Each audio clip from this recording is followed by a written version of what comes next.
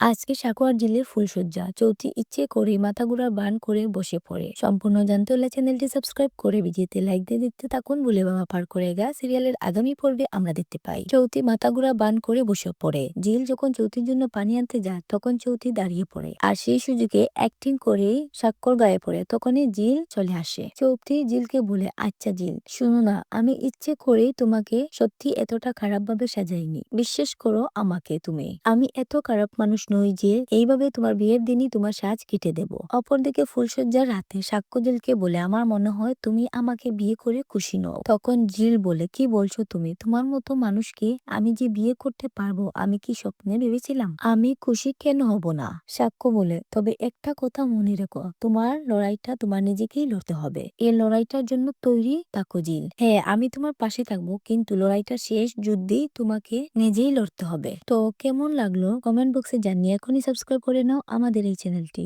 ধন্যবাদ সবাইকে।